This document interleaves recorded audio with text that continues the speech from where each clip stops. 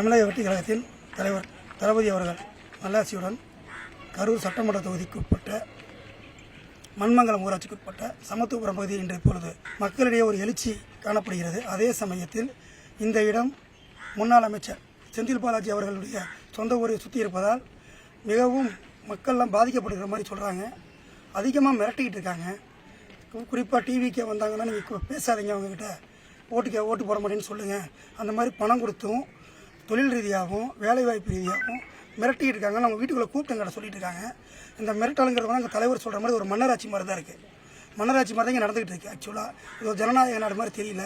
இது எல்லாத்துக்குமே விடிவு காலம் ஏப்ரல் 23 அன்று மக்கள் விசில் சின்னத்திற்கு ஓட்டு போட்டு மே 4 தலைவர் தமிழக முதலமைச்சர் ஆனதுக்கப்புறம் இது எல்லாத்துக்குமே விடிவு காலம் இருக்குன்னு சொல்லிக்கிறோம்.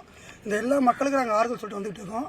எந்த மிரட்டல் ஓட்டலுக்கும் பயப்படாதீங்க, தலைவர் தளபதி இருக்கார், அவர் உங்கள் எல்லாத்துக்கும் உறுதுணையாக இருப்பார்னு சொல்லிட்டு இருக்கோம்.